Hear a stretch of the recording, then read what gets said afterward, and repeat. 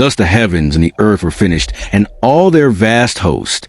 On the seventh day, God ended his work, and he rested from all he had made. And God blessed the seventh day, making it holy, for on it he ceased from his labor. This is the story of the heavens and the earth when they were created.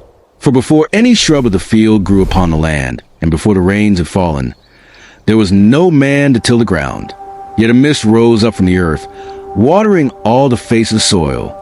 And then the Lord God formed man from the dust of the ground, and he breathed into his nostrils the breath of life, and man became a living soul.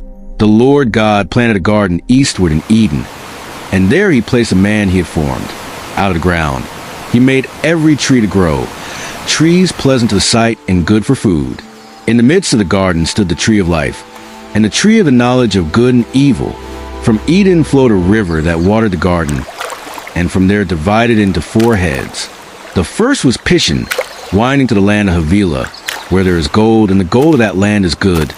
There is also bdellium and onyx stone.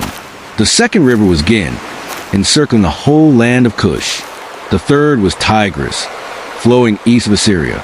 And the fourth was Euphrates, broad and mighty.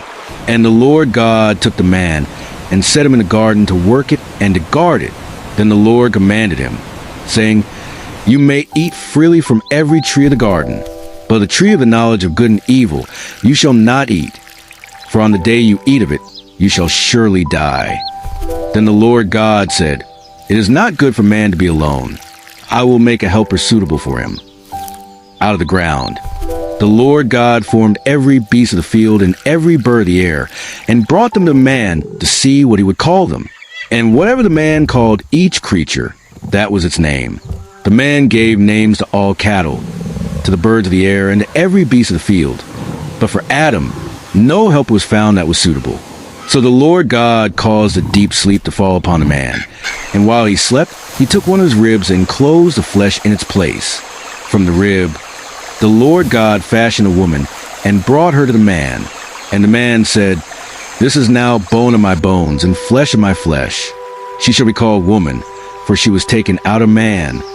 Therefore a man shall leave his father and his mother, and be joined to his wife, and the two shall become one flesh. And they were both naked, the man and his wife, and they were not ashamed.